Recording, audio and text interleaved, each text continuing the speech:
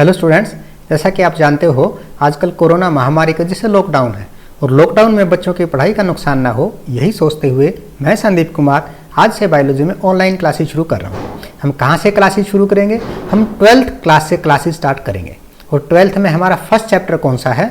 वो है reproduction in organism. अब क्लास शुरू करने से पहले मैं आपको बता दूं कि भाई हम NCERT को as a reference book follow करेंगे और इसी में जो एडिशनल इंपॉर्टेंट पॉइंट्स हैं जो NCERT मिस कर जाती है और स्टूडेंट्स और टीचर्स के ऊपर छोड़ देती है, उन इंपॉर्टेंट पॉइंट्स को हम ऐड करते चलेंगे। अब आपको एक चीज ध्यान रखना है स्टूडेंट्स, NCERT की एक एक लाइन आपके लिए इंपॉर्टेंट है, इसलिए आपको NCERT को बार बार पढ़ना है। अब जब भी हम कोई नया चैप्टर शुरू करते हैं तो सबसे पहले हमें ये पता होना चाहिए भाई हम इस चैप्टर में क्या पढ़ेंगे।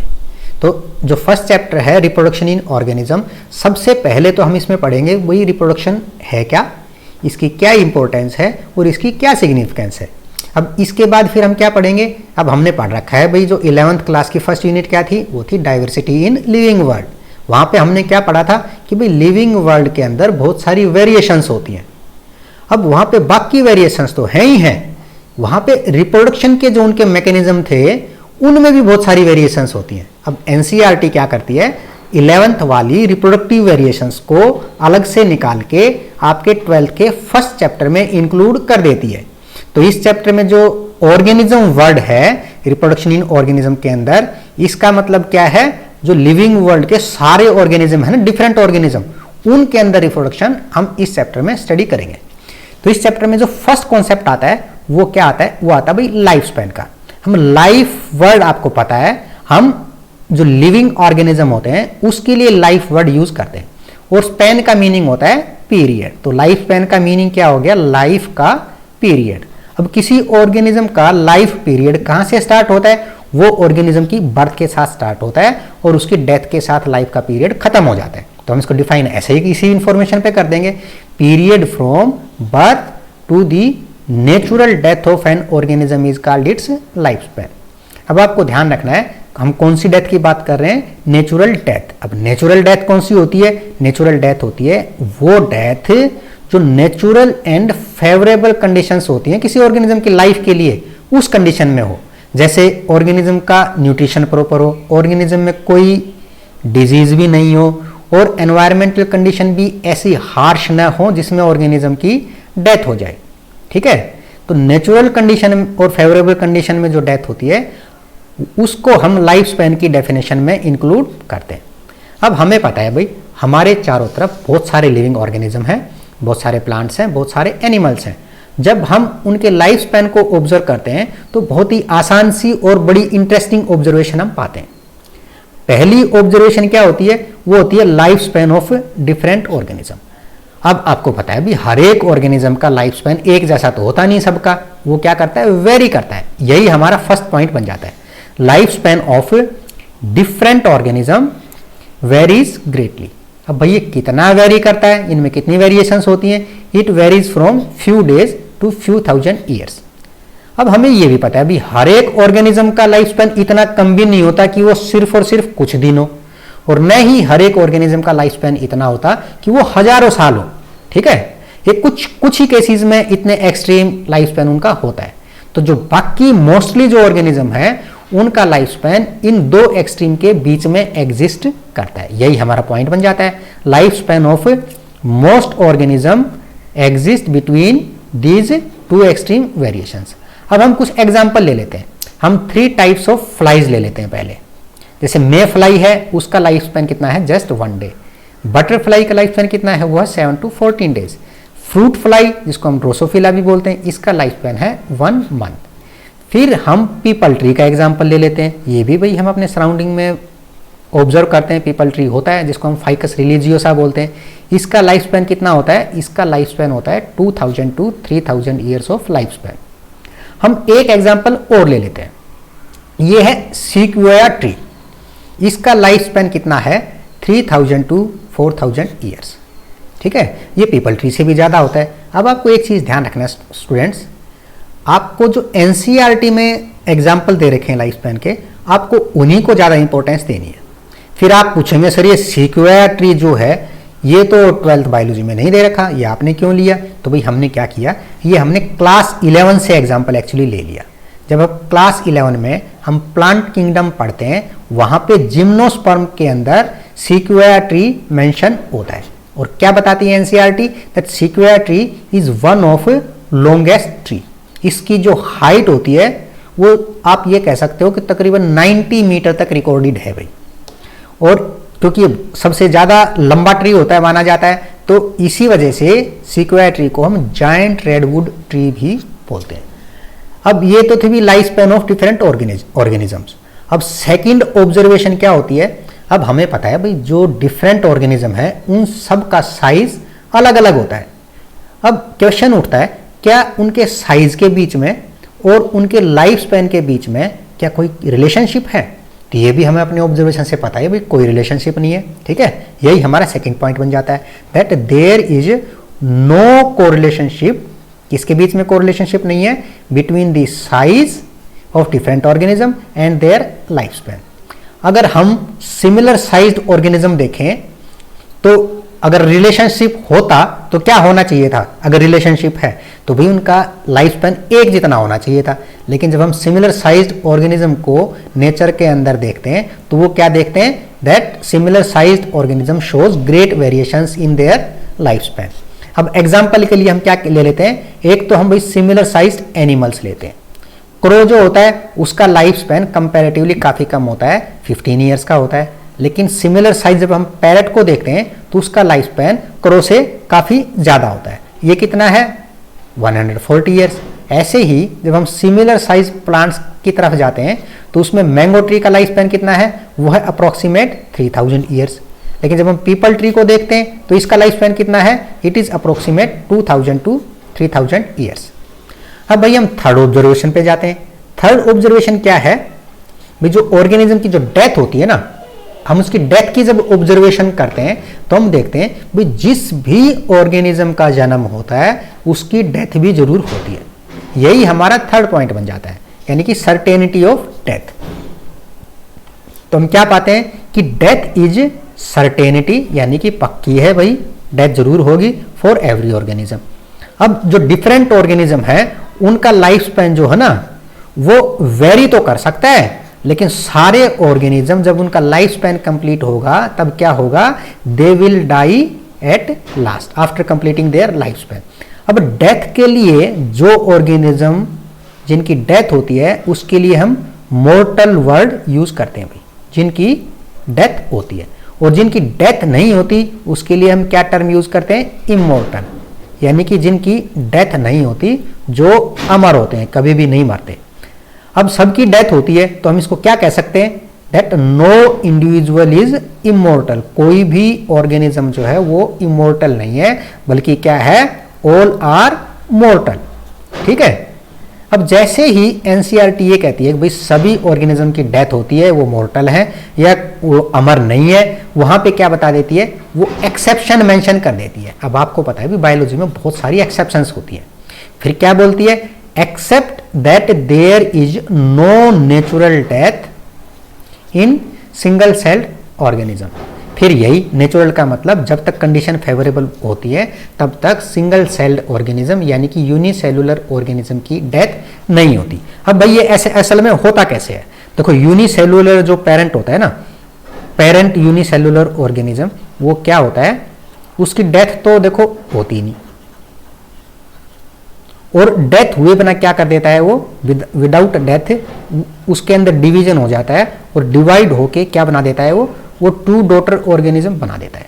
अब डिवीजन के बाद जो यूनिसेलुलर ऑर्गेनिज्म होता है ना, उसको हम पेरेंट नहीं बोलते, बल्कि यूनिसेलुलर जो पेरेंट था वो एज ए डॉटर अपनी लाइफ को कंटिन्यू रखता है।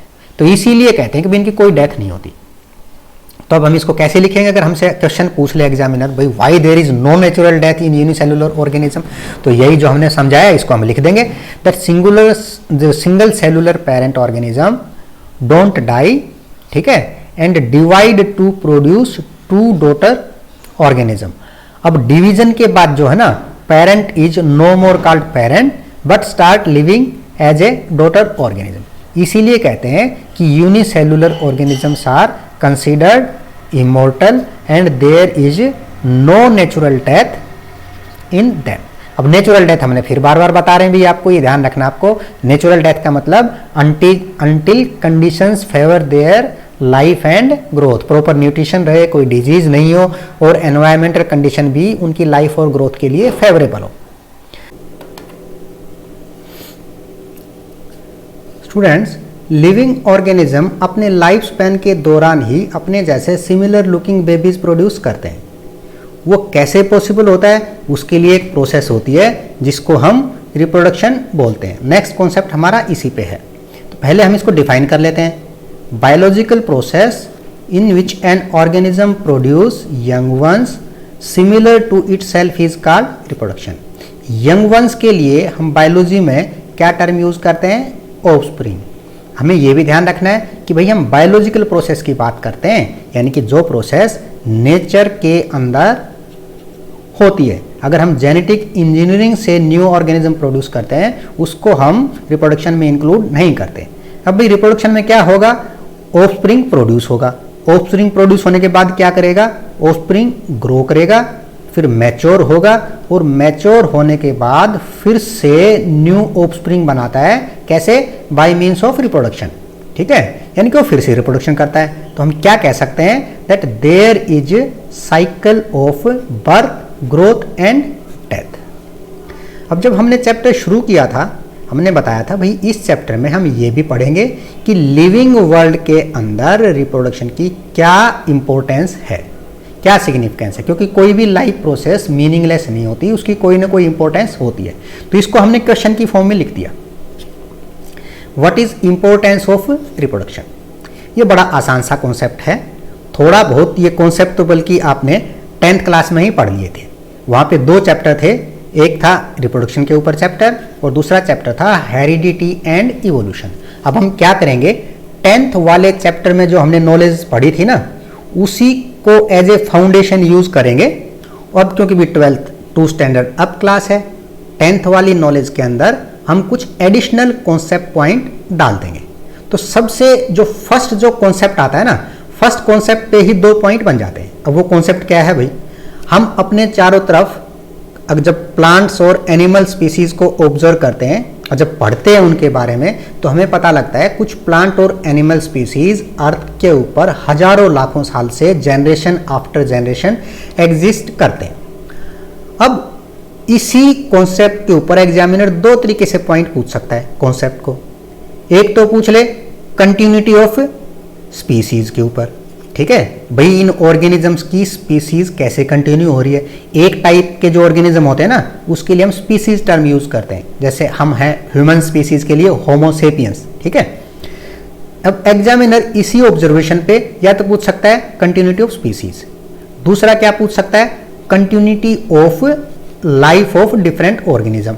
ठीक है, तो इसको हम कैसे भी पूछ ले, दोनों आसान से पॉइंट बना देते हैं, 2 पॉइंट बन जाएंगे एक ही कॉन्सेप्ट पे। फर्स्ट पॉइंट हमने बना दिया continuity of species of different organism. तो भाई ये कैसे पॉसिबल होता है, ये रिप्रोडक्शन प्रोसेस से ही होता है। हम इसको कैसे लिख देंगे, it is reproduction process that enables the continuity of different organisms on earth generation after generation. अगर लाइफ की फॉर्म में पूछता है भाई लाइफ कैसे एग्जिस्ट करती है इन प्लांट्स और ऑर्गेनिज्म की हजारों सालों से, उसका भी यही आंसर बन जाएगा, it is due to reproduction process. ठीक है, it is due to reproduction process that vast number of plants and animal species have existed for several thousand of years on earth generation after generation।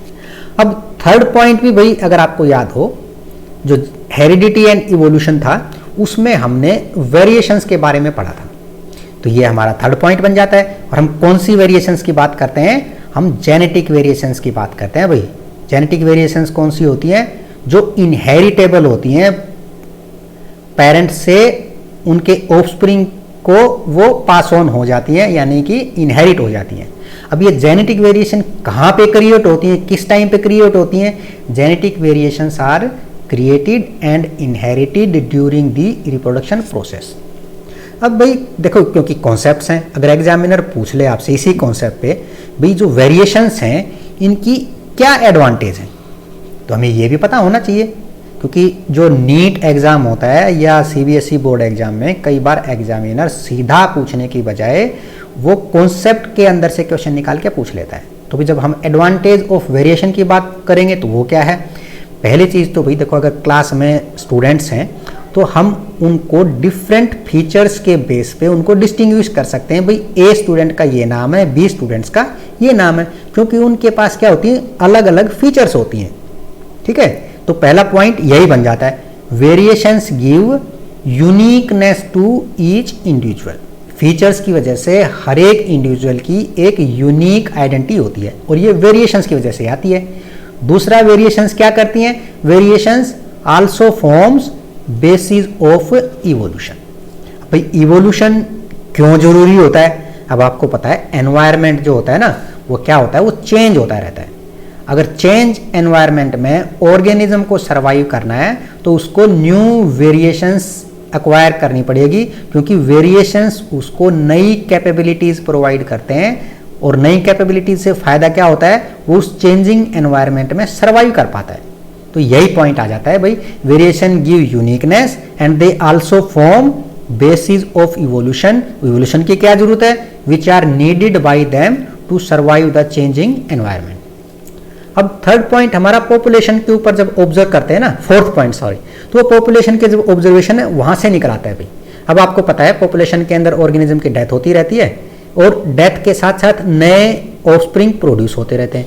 इसी information पे हमारा fourth point बन जाता है भाई, reproduction helps in replacing the dying individuals with new offspring. अगर भाई new offspring produce नहीं हो और सिर्फ डेथ होती रहे तो पॉपुलेशन क्या होगी, पॉपुलेशन खत्म हो जाएगी। अब पॉपुलेशन के अंदर यंग, अडल्ट और जो एज्ड यानी बूढ़े ऑर्गेनिज्म है उनकी भी एक हेल्दी रेशियो होना बहुत जरूरी होता है भाई। ठीक है, तो रिप्रोडक्शन साथ साथ क्या करती है, रिप्लेस तो करती ही है साथ साथ, लेकिन साथ साथ और क्या करती है, it also helps in maintaining the healthy ratio of young, adult and aged organism in A population.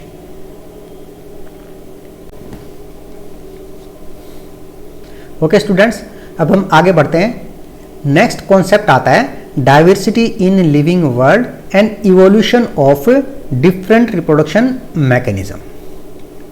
अब ये जो मैंने हेडलाइन बनाई है ये बहुत इंपॉर्टेंट है भाई।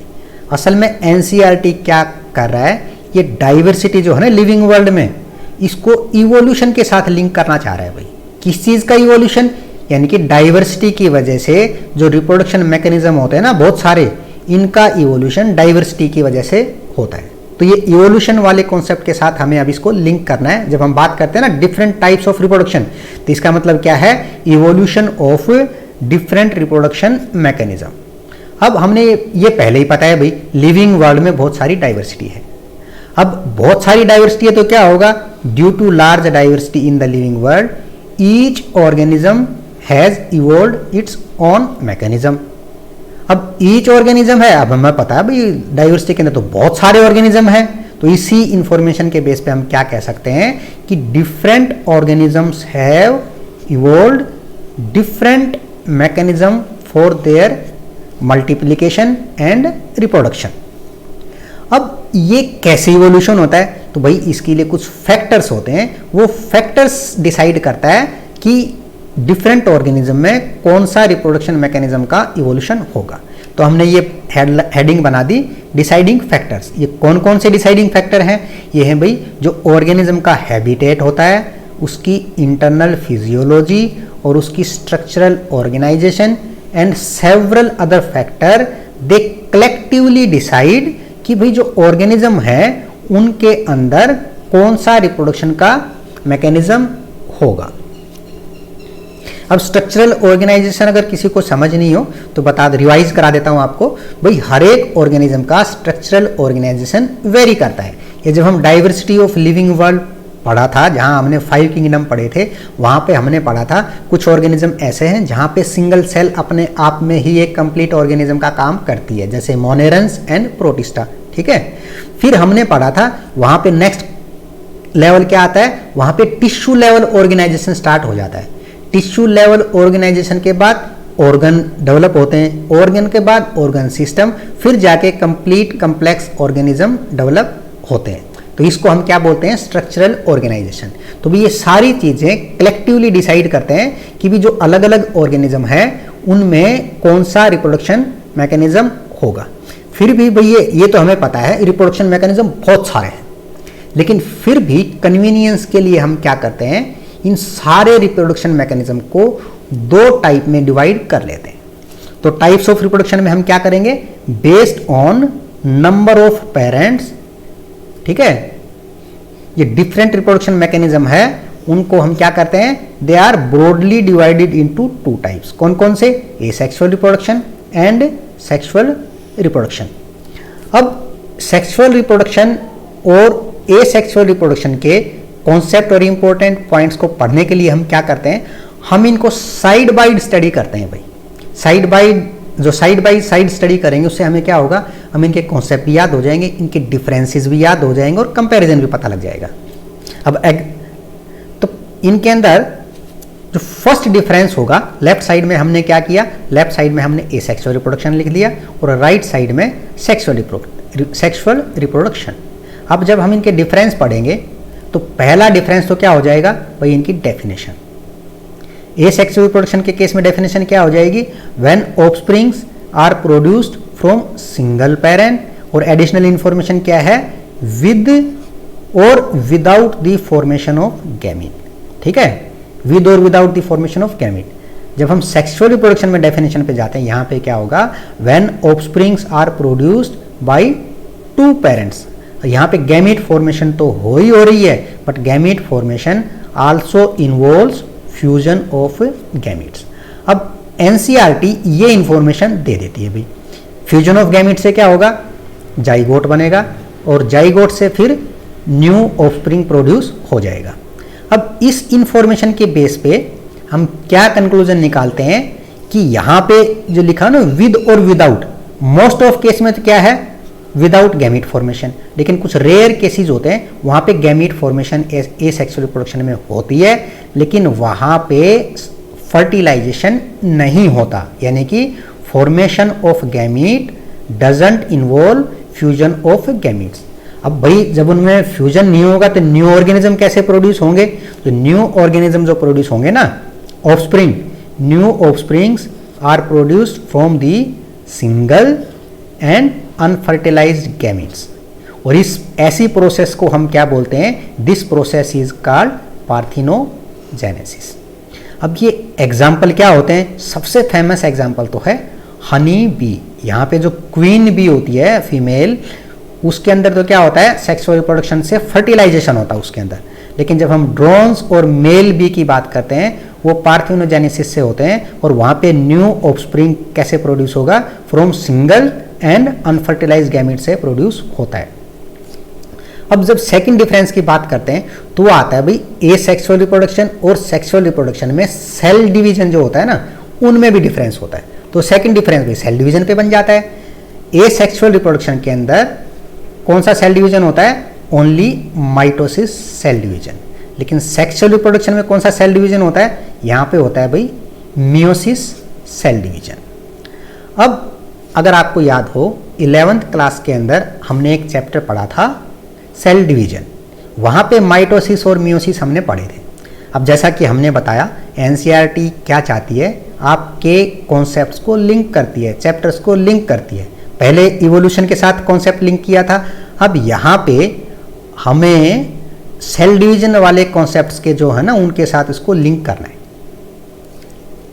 अब माइटोसिस सेल डिवीजन को अगर आपको याद हो, माइटोसिस सेल डिवीजन जो होता है ना, उसको हम क्या बोलते हैं? इक्वेशनल डिवीजन भी बोलते हैं। वो क्यों बोलते हैं? क्योंकि भाई माइटोसिस सेल डिवीजन के दौरान there is no change in genetic information during mitosis, यानी कि जो पेरेंट सेल होती है, माइटोसिस सेल जब उसके अंदर होगा तो डॉटर सेल के अंदर जो जेनेटिक इंफॉर्मेशन है ना, कोई चेंज नहीं हुआ और वो एज सच डॉटर सेल में पास ऑन हो जाती है। तो इसको हम क्या बोलेंगे? इक्वेशन जो है ना वो चेंज ही नहीं हुई, इसलिए हम इक्वेशनल डिवीजन बोलते हैं, क्योंकि जेनेटिक इंफॉर्मेशन की इक्वेशन में कोई चेंज नहीं होता। लेकिन जब हम मियोसिस सेल डिवीजन की बात करते हैं जो सेक्सुअल रिप्रोडक्शन में होता है, इसको हम क्या बोलते हैं, इसको हम रिडक्शनल डिवीजन बोलते हैं। अब कॉन्सेप्ट अगर इस पे भी पूछे भाई इसको रिडक्शनल डिवीजन क्यों बोलते हैं, तो वही बात हमने बता दी। यहाँ पे असल में क्या होता है, जेनेटिक इन्फॉर्मेशन जो होती है ना मियोसिस सेल डिवीजन के दौरान वहाँ पे रिड्यूस हो जाती है। वो रिड्यूस एक्चुअली होती कैसे है, जैसे अगर होमोलोगस पेयर ऑफ क्रोमोजोम है तो होमोलोगस पेयर क्रोमोजोम का पेयर का एक क्रोमोजोम एक सेल में चला जाएगा मियोसिस सेल डिवीजन के बाद, और पेयर का दूसरा क्रोमोजोम दूसरी सेल में चला जाएगा। तो इसलिए यहाँ पे क्या कह रहा है, genetic information is reduced and divided जो सेल होगी that will receive only half of genetic information from parent cell in meiosis cell division. अब थर्ड डिवीजन जो बनता है भाई एसेक्सुअल और सेक्सुअल रिप्रोडक्शन में, वो बन जाता है जेनेटिक वेरिएशंस के ऊपर। अब आपको एक चीज ध्यान देना है, जो हमने सेकंड जो पढ़ा ना डिफरेंस इन सेल डिवीजन, एक इक्वेशनल सेल डिवीजन है, दूसरा रिडक्शनल सेल डिवीजन। अब दूसरे पॉइंट पे ही जो थर्ड पॉइंट बनेगा, फोर्थ पॉइंट बनेगा और फिफ्थ पॉइंट बनेगा, वो सेकंड पॉइंट का जो कॉन्सेप्ट था ना सेल डिवीजन, वो वहीं से निकल जाते हैं। अब थर्ड पॉइंट का वेरिएशन हमने क्या कर दिया, जेनेटिक वेरिएशंस वही थर्ड के अंदर। अब जब हम एसेक्सुअल रिप्रोडक्शन की बात करते हैं वहां पे there are no genetic variations. किसके अंदर जेनेटिक वेरिएशंस नहीं होती, जो पेरेंट्स और जो है ना और उनके ऑफस्प्रिंग होते हैं। अब जेनेटिक वेरिएशन नहीं होती, सीधी सी बात है भाई, पेरेंट्स और उनका जो ऑफस्प्रिंग है they will be genetically identical.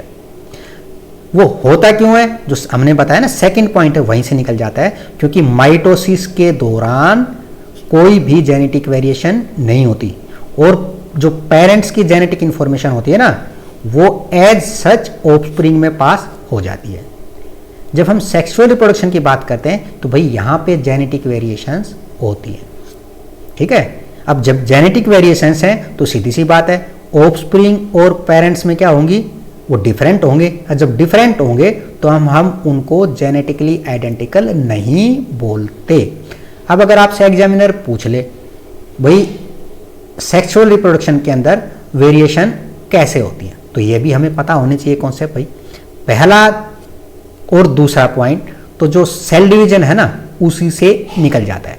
Cell division meiosis cell division, उस पर क्या पॉइंट बनता है, पहला तो जो हमने पढ़ा था ना मियोसिस में जेनेटिक इंफॉर्मेशन रिड्यूस्ड, यही बन जाता है भाई जो डॉटर सेल होगी ना वो हाफ ऑफ जो पेरेंट की जेनेटिक इंफॉर्मेशन है उसको रिसीव करती है। तो daughter cell receives only half of genetic information after meiosis cell division. दूसरा पॉइंट भी मियोसिस से बनता है। तो मियोसिस के अंदर एक प्रोसेस होती है जिसको हम बोलते हैं क्रॉसिंग ओवर।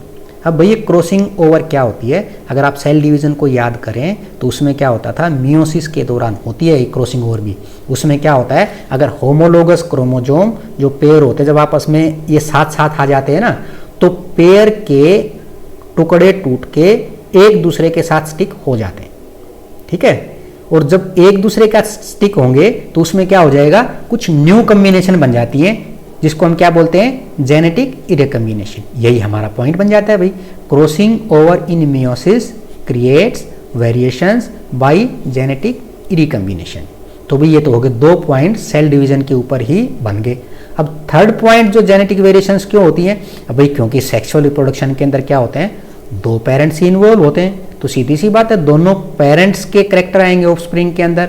अब दो पेरेंट्स के आएंगे तो ज़्यादा वेरिएशंस होंगी। तो यही हमारा पॉइंट बन गया, two parents are involved and offspring receives half of genetic information from each parent। यानी कि आधी जेनेटिक इंफॉर्मेशन एक पेरेंट से आएगी ऑफस्प्रिंग में और आधी जेनेटिक इंफॉर्मेशन दूसरे पेरेंट से आएगी। अब दो पेरेंट्स का मतलब मोर वेरिएशंस। तो ये इस क्वेश्चन का आंसर बन जाता है, how variations occur in sexual reproduction.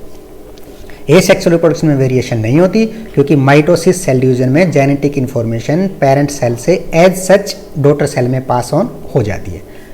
अब हमने बता दिया भी क्योंकि कोई जेनेटिक वेरिएशन है नहीं तो ये एसेक्सुअल रिप्रोडक्शन में क्या थे, जेनेटिकली आइडेंटिकल। यहाँ पे जेनेटिकली आइडेंटिकल नहीं है। अब हमें एक चीज पता है भाई, जो कैरेक्टर्स होते हैं ऑर्गेनिज्म के वो जीन्स यानी जेनेटिक से ही कंट्रोल होते हैं। ये हमने 10th क्लास जो हेरिडिटी इवोल्यूशन थी वहाँ पे पढ़ा था। और +2 क्योंकि +2 में भी ये चैप्टर हमारे आएंगे, उसमें हम और ज़्यादा डिटेल से पढ़ेंगे। जैसे आपने मेंडल्स के लॉ पढ़े थे, वहाँ पे ये चीज़ आई थी। अब भाई हमें पता है जब जेनेटिकली आइडेंटिकल हैं तो उनके अंदर मॉर्फोलॉजिकल वेरिएशंस भी नहीं होती। तो एसेक्सुअल रिप्रोडक्शन के केस में क्या होता है, 4th पॉइंट इसी इंफॉर्मेशन पे बन जाता है। Offsprings of asexual reproduction are exact copy. अब ये किसकी एग्जैक्ट कॉपी है भाई, offspring are exact copy of each other as well as their parent. अब जब एग्जैक्ट कॉपी के लिए हम क्या यूज करेंगे, मॉर्फोलॉजिकल आइडेंटिकल, यानी कि एसेक्सुअल रिप्रोडक्शन के इंडिविजुअल जेनेटिकल आइडेंटिकल भी हैं और वो मॉर्फोलॉजिकल आइडेंटिकल भी हैं, इसलिए वो एग्जैक्ट कॉपी है। लेकिन जब हम सेक्सुअल रिप्रोडक्शन पे आते हैं तो हमने देख लिया भाई वहाँ पे जेनेटिक वेरिएशंस हैं। जब जेनेटिक वेरिएशंस हैं तो वो मॉर्फोलॉजिकल आइडेंटिकल भी नहीं हो सकते। आइडेंटिकल का मतलब एग्जैक्ट कॉपी। तो यहाँ पे क्या पॉइंट बन जाता है, इंडिविजुअल्स आर सिमिलर लुकिंग। वो सिमिलर लुकिंग तो हो सकते हैं but they are not morphologically identical. अब 5th पॉइंट भी देखो, इन्हीं जो सेकंड, थर्ड और 4th पॉइंट बना ना, इसी के बेस पे 5th पॉइंट बन जाता है। जो मॉर्फोलॉजिकल और जेनेटिकली आइडेंटिकल इंडिविजुअल्स होते हैं ना एसेक्सुअल रिप्रोडक्शन के अंदर, उसके लिए हम क्या टर्म यूज करते हैं, क्लोन। यही हमारा 5th पॉइंट हो गया। Morphologically and genetically identical individuals of asexual reproduction are called clones.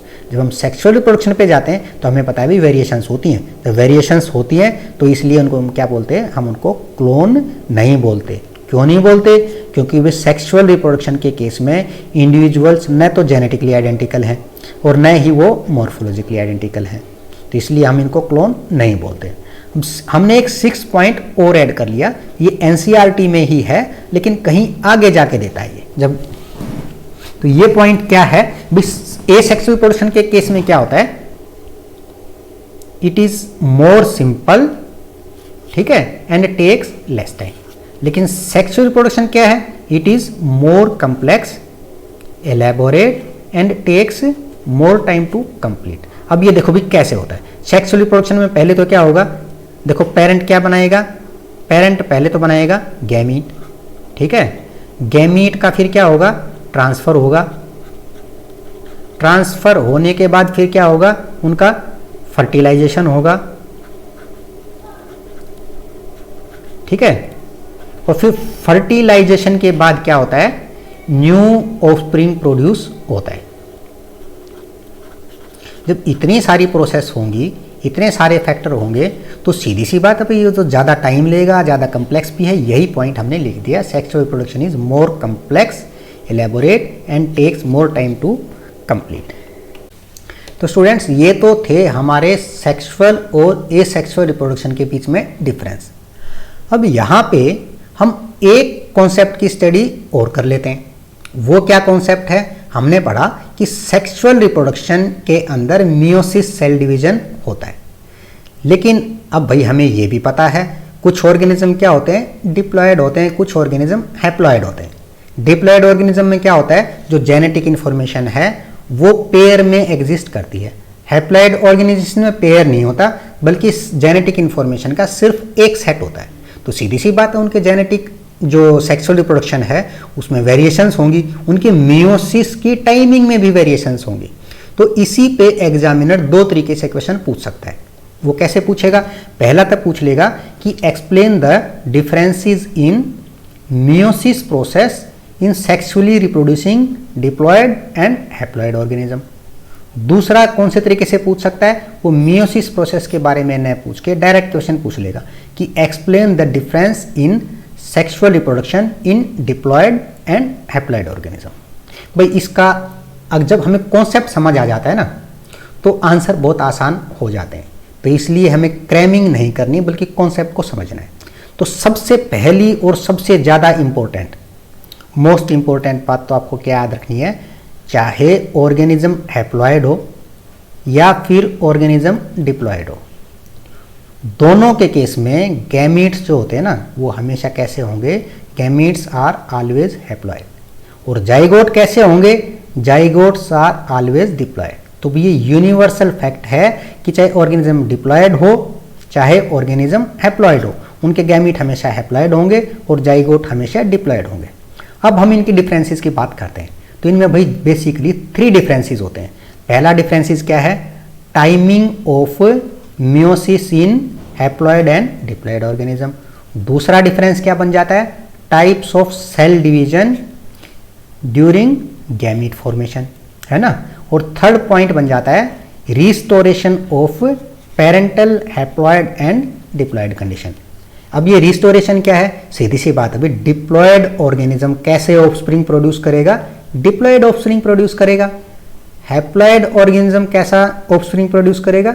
वो हैप्लॉइड ऑफस्प्रिंग प्रोड्यूस करेगा। तो वो रिस्टोर होते हैं, क्योंकि बीच में मियोसिस जो होता है वो डिप्लॉइड से हैप्लॉइड को बना देती है और हैप्लॉइड को बीच में डिप्लॉइड बना देती है कंडीशन, ठीक है। और फाइनली जाके पेरेंटल कंडीशन रिस्टोर करनी होती है। अब हम इन डिफरेंसेस को, इनके कॉन्सेप्ट को अच्छे से स्टडी करने के लिए क्या करते हैं, जो डिप्लॉयड ऑर्गेनिज्म में सेक्सुअल रिप्रोडक्शन है और हैप्लॉयड ऑर्गेनिज्म में सेक्सुअल रिप्रोडक्शन है, उसकी साइड बाय साइड स्टडी कर लेते हैं। इससे हमें कंपैरिजन भी हो जाएगा, डिफरेंसेस भी हो जाएगा और हमारे कॉन्सेप्ट क्लियर हो जाएंगे और एग्जामिनर किसी भी तरीके से पूछ ले हम मार नहीं खाएंगे। तो पहला डिफरेंस हमने क्या बताया? Timing of meiosis. तो डिप्लॉयड ऑर्गेनिज्म में मियोसिस कब होता है? Meiosis occur during the gamete formation. लेकिन हैप्लॉयड ऑर्गेनिज्म में मियोसिस कब होता है? It occurs after zygote formation. अब दूसरा हमने डिफरेंस बताया, इनका सेल डिवीजन भी वेरी करता है। गैमीट फॉर्मेशन के दौरान कौन सा सेल डिवीजन है वो वेरी करता है। अब यहाँ पे कौन सा सेल डिवीजन होता है? डिप्लॉयड ऑर्गेनिज्म के केस में, डिप्लॉयड ऑर्गेनिज्म में गैमीट फॉर्मेशन के दौरान मियोसिस सेल डिवीजन होता है अभी।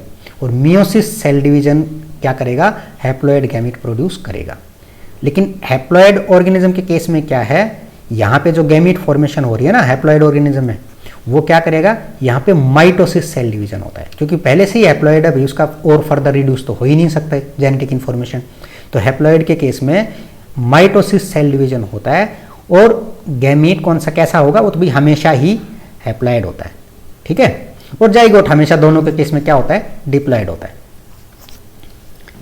अब असल में देखो होता क्या है। अब यहां पे जब हम डिप्लॉयड ऑर्गेनिज्म की बात करते हैं तो हम क्या करते हैं? पेरेंट 1 ले लेते हैं। पेरेंट 1 क्या करेगा? इसमें भाई मियोसिस सेल डिवीजन होगा, ठीक है। मियोसिस सेल डिवीजन से क्या होगा? जो पेरेंट क्या था? डिप्लॉयड। डिप्लॉयड को हमने रिप्रेजेंट कर दिया 2n से, यानी कि पेयर ऑफ सेट, 2 नंबर है किसी जेनेटिक इंफॉर्मेशन के सेट। तो इस 2n का एक n सेपरेट होके एक गैमीट में चला जाएगा, एक n सेपरेट होके कहाँ चला जाएगा? दूसरे गैमीट में। हम पेरेंट 2 ले लेते हैं, उसमें भी यही ऐसे ही मियोसिस डिवीजन होगा। उसमें भी क्या होगा? इसका एक आधी जेनेटिक इंफॉर्मेशन सेपरेट होके एक गैमीट में चली गई और आधी जेनेटिक इंफॉर्मेशन सेपरेट होके दूसरे गैमीट में चली जाएगी। फिर इनका फर्टिलाइजेशन होके जो पेरेंटल डिप्लॉयड कंडीशन थी वो क्या हो जाएगी? रिस्टोर हो जाती है। कहाँ पे रिस्टोर हो जाएगी? जाइगोट के अंदर। तो हमने यही बोला 2n, ठीक है। और गैमीट क्या थे? यहाँ पे हैप्लॉयड थे। तो थर्ड पॉइंट भी हमारा इसी से निकल जाता है। ये जो पेरेंटल 2n कंडीशन थी ये जाइगोट के अंदर जाके रिस्टोर होगी। तो थर्ड पॉइंट हमारा इसी चीज से निकल जाता है भाई।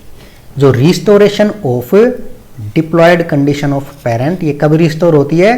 That is restored during zygote formation, यानी कि जब फर्टिलाइजेशन होता है ना उस टाइम पे ये पेरेंटल कंडीशन डिप्लॉयड है वो रिस्टोर हो जाती है।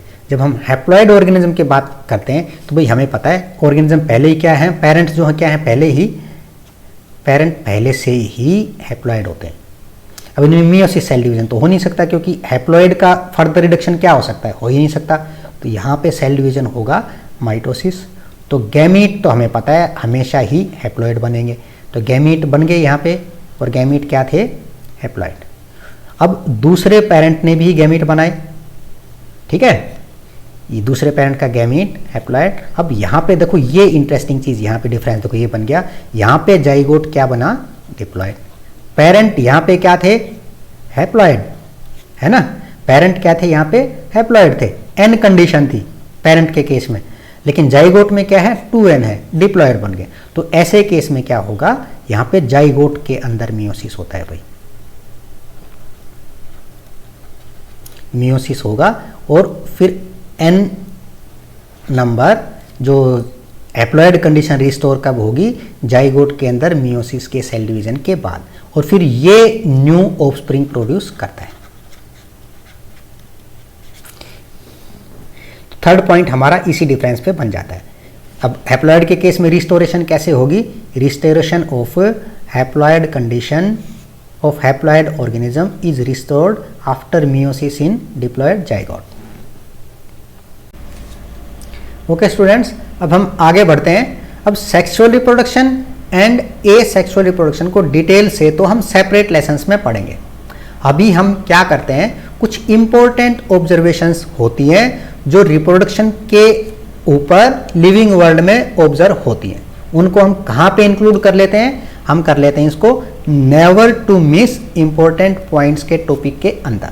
अब पहली ऑब्जर्वेशन क्या होती है भाई, वो ऑर्गेनिज्म जिनका सिंपल स्ट्रक्चरल ऑर्गेनाइजेशन होता है। ये कौन से ऑर्गेनिज्म होते हैं, जैसे एल्गी, फंजाई, और जो यूनिसेलुलर ऑर्गेनिजम्स होते हैं मोनेरंस एंड प्रोटिस्ट। इनके अंदर क्या ऑब्जर्वेशन होती है भाई, जो एसेक्सुअल रिप्रोडक्शन होता है ना, ये मोस्ट कॉमन रिप्रोडक्शन मेथड होता है। लेकिन जब हम हायर प्लांट्स में देखते हैं तो वहां पे क्या पाते हैं, हायर प्लांट्स कौन से हैं, जैसे टेरिडोफाइट्स, जिम्नोस्पर्म्स एंड एंजियोस्पर्म्स। इनके केस में भाई सेक्सुअल एसेक्सुअल रिप्रोडक्शन भी होता है और सेक्सुअल रिप्रोडक्शन भी होता है। यही ऑब्जर्वेशन जब हम हायर एनिमल्स यानी कि higher invertebrates and all vertebrates, उनमें क्या पाते हैं कि वहां पे only sexual mode of reproduction होता है भाई। ठीक है, सेकंड ऑब्जर्वेशन क्या होती है, वो ऑर्गेनिज्म जिनमें एसेक्सुअल रिप्रोडक्शन सबसे ज्यादा कॉमन था। एडवर्स कंडीशन के दौरान क्या होता है, जब एडवर्स कंडीशन आती हैं तो उनमें शिफ्ट हो जाता है भाई। क्या शिफ्ट हो जाता है, shift from asexual to sexual reproduction in adverse condition. अब इस कॉन्सेप्ट के ऊपर दो क्वेश्चन बन जाते हैं भाई, और दोनों क्वेश्चंस का आंसर एक ही कॉन्सेप्ट पे बनता है। पहला क्वेश्चन क्या बन जाता है, explain why there is a shift from asexual reproduction to sexual reproduction in adverse conditions. ठीक है, अब आपको वो कॉन्सेप्ट क्या होता है भाई, कॉन्सेप्ट होता है जेनेटिक वेरिएशंस का। अब जेनेटिक वेरिएशंस की सिग्निफिकेंस देखो भाई, हमें पता है जेनेटिक वेरिएशंस हमेशा ही क्या करती हैं, वो ऑर्गेनिज्म के अंदर न्यू कैपेबिलिटीज प्रोवाइड कराती हैं। जैसे अब यहाँ शिफ्ट के ऊपर ही अगर एग्जांपल ले लें, हम क्या करते हैं, मान लो एडवर्स एनवायरमेंटल कंडीशन आ गई। उस कंडीशन में क्या हुआ, कुछ ऑर्गेनिज्म ऐसे थे जिनका कॉमन मेथड क्या था रिप्रोडक्शन का, एसेक्सुअल, लेकिन नई कैपेबिलिटी आने की वजह से जब एडवर्स कंडीशन आई ना, तो वो सेक्सुअल मोड रिप्रोडक्शन कर सकते थे, और उसकी वजह से वो एडवर्स कंडीशन में क्या हुआ, वो सर्वाइव कर पाए। लेकिन बाकी जो ऑर्गेनिज्म थे जिनमें वेरिएशंस नहीं थी, उनमें क्या हुआ भाई, उनमें ये शिफ्ट जो था ना एसेक्सुअल से सेक्सुअल की तरफ, वो पॉसिबल नहीं था। तो एडवर्स कंडीशन में उनके साथ क्या हुआ, वो टाइम के साथ एक्सटिंक्ट हो गए। ठीक है, यही हमारा पॉइंट बन जाता है कि जेनेटिक वेरिएशंस की वजह से इसमें नई कैपेबिलिटी आ गई, और इवोल्यूशन की वजह से ये ऑब्जर्वेशन होती है। तो इसको हम लिखेंगे कैसे भाई, हमें पता ही है there are more genetic variations किसमें, इन सेक्सुअल रिप्रोडक्शन। एसेक्सुअल में तो होती ही नहीं, क्योंकि सिर्फ माइटोसिस सेल डिवीजन होता है। अब इसमें हुआ क्या, ड्यूरिंग एडवर्स कंडीशन यूजफुल जो वेरिएशंस थी उन्होंने क्या किया, दे एनेबल्ड सम ऑफ ऑर्गेनिज्म, सब में नहीं भाई, कुछ ऑर्गेनिज्म में क्या कैपेबिलिटी डेवलप करा दी इन्होंने, they have capability to shift to sexual method. कहां से, फ्रॉम एसेक्सुअली। अब इस शिफ्ट से इनको क्या फायदा हुआ, this shift help them to survive the adverse condition of that time. अब ये ऑर्गेनिज्म जो थे, ये टाइम के साथ क्या हुआ, such organisms were selected during the evolution process and therefore shift in reproduction from asexual to sexual is observed in them just before the onset of unfavorable condition. अब इसी कॉन्सेप्ट पे एग्जामिनर दूसरा question ये पूछ सकता है भाई। वो दूसरा क्वेश्चन क्या पूछ सकता है, can you explain why sexual reproduction is preferable method over sexual method in adverse condition. भाई इसका भी यही आंसर बन जाता है, जेनेटिक वेरिएशंस वाला, क्योंकि सेक्सुअल रिप्रोडक्शन में ज़्यादा जेनेटिक वेरिएशन होते हैं इसलिए ये प्रेफरेबल होता है। अब सेक्सुअल रिप्रोडक्शन में ज़्यादा जेनेटिक वेरिएशंस होती हैं तो इसकी वजह से नई कैपेबिलिटी आ गई, जिसकी वजह से एडवर्स कंडीशन में वो एसेक्सुअल से सेक्सुअल में शिफ्ट हो गया इवोल्यूशन के दौरान। ठीक है, तो इसका आंसर क्या बन जाएगा कि why sexual reproduction preferable method, तो इसका आंसर भी यही बन जाता है भाई, sexual reproduction is favoured method under unfavourable condition because of more genetic variation created in sexual reproduction. अब वेरिएशंस हमें पता है ये भाई, वो क्या करती हैं, नई कैपेबिलिटी बढ़ा देती हैं। नई कैपेबिलिटी बढ़ाएंगे तो क्या होगा, variation increases the survival chances of organism. Survival chances किस कंडीशन में, अनफेवरेबल कंडीशन में। अब उससे क्या फायदा होगा, सर्वाइवल चांसेस अगर बढ़ गए तो उससे भाई help in their evolution according to changing environment. तो स्टूडेंट्स ये हमारी यहाँ की क्लास खत्म होती है आज की। अब नेक्स्ट चैप्टर में हम क्या पढ़ेंगे, types of asexual reproduction part 1। अब एसेक्सुअल रिप्रोडक्शन को हम डिटेल से पढ़ेंगे और एसेक्सुअल रिप्रोडक्शन को हम 2 लेसन में पढ़ेंगे भाई, 2 पार्ट बना के। अब जैसे ही एसेक्सुअल रिप्रोडक्शन कंप्लीट होगा हम क्वेश्चन आंसर सेशन करेंगे ऑब्जेक्टिव टाइप्स के ऊपर। उसमें आपका ये भी पता लग जाएगा कितनी समझ आ रहा है, कितनी तैयारी हो रही है, और जो कुछ कमी रह जाती है वो उसी दौरान हम पूरी इसकी कर लेंगे। Thank you students.